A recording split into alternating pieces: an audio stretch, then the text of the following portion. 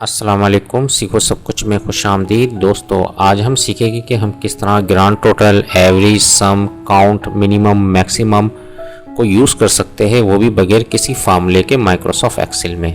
तो आइए जानते हैं इसको किस तरह यूज़ किया जा सकता है। इस वक्त हमारे पास कंप्यूटर वर्ल्ड प्राइवेट लिमिटेड की सेल्स रिपोर्ट है और जिसमें कुछ डेटा दिया हुआ है।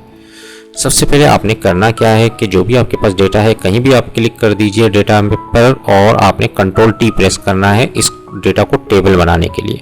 जैसे ही मैं कंट्रोल टी प्रेस करूँगा तो आप देखेंगे कि क्रिएट टेबल का डायलॉग बॉक्स आ गया और मैं सिंपल ओके पर क्लिक कर दूंगा तो आप देखेंगे कि बाय डिफ़ॉल्ट एक फ़िल्टर भी अप्लाई हो गया और यहाँ ग्रीन निशान आ रहा है। इसका मतलब है कि ये एक टेबल है।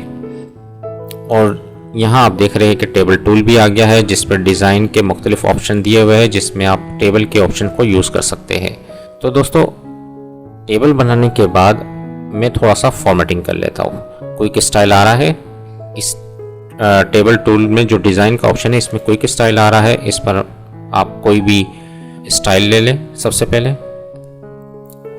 अब मुझे क्या करना है, मुझे ग्रांड टोटल चाहिए। मैं टोटल रो पर चेक लगा दूंगा तो आप देखेंगे कि यहाँ ग्रांड टोटल आ गया।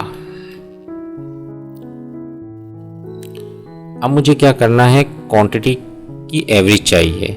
सिंपल मैं यहाँ जैसे ही क्लिक करूँगा तो एक ड्रॉप डाउन लिस्ट आ गई जिसमें मैं एवरेज पर क्लिक करूँगा तो क्वांटिटी की एवरेज आ गई। और अगर मुझे यहाँ काउंट करना है तो ये कितनी, यानी कि कितना डेटा है, कितनी लाइन का डेटा है, तो 19 रो है तो इसने ये डिस्प्ले कर दिया। मैक्सिमम वैल्यू चाहिए है कितनी है, तो 200 है। इसी तरह अगर मुझे मिनिमम क्वांटिटी जानना है तो मैं मिनिमम पर क्लिक कर दूंगा। इसी तरह मुझे सम करना है क्वांटिटी का तो सम पर क्लिक कर दूंगा तो सम आ जाएगा। तो मुझे चाहिए था एवरेज तो मैंने एवरेज पर क्लिक कर दिया। तो दोस्तों, इस वक्त हमारे पास क्वांटिटी की एवरेज आ गई और ग्रांड टोटल आ गया। अब मुझे क्या करना है, अगर मैं यहाँ से फ़िल्टर पर, किसी भी फ़िल्टर पर मैं यहाँ से तमाम को हटा देता हूँ, फ्रांस पर क्लिक करता हूँ तो आप देखेंगे कि फ्रांस की जो एवरेज क्वांटिटी है वो आ गई और उसका ग्रांड टोटल आ गया। मैं इसको फ़िल्टर को हटा देता हूँ। यहाँ मैं आपको एक और टेक्निक बताता हूँ, बहुत ही बढ़िया टेक्निक है। इसी डिज़ाइन में ही आपके पास इंसर्ट स्लाइसर का ऑप्शन है, इस पर आप क्लिक कर दीजिए। यहाँ मुझे प्रोडक्ट चाहिए और कंट्री चाहिए, कंट्री वाइज स्लाइसर चाहिए। मैंने ओके पर क्लिक किया तो मेरे पास दोनों स्लाइसर आ गए।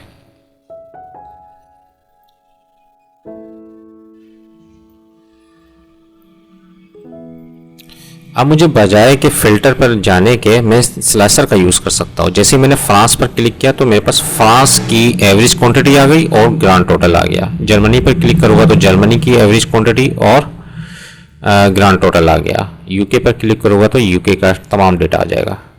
इसी तरह मैं इसको फ़िल्टर को हटा देता हूँ तो तमाम क्वांटिटी आ गई और तमाम, यानी कि तमाम जो मेरी प्रोडक्ट थी वो यहाँ डिस्प्ले हो गई।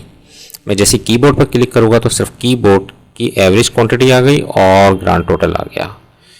एलसीडी पर क्लिक करूँगा तो एलसीडी की आ गई। माउस पर क्लिक करूँगा तो माउस का आ गया। तो कितनी आसानी से आप अपने डेटा को मैनेज कर सकते हैं टेबल के ज़रिए।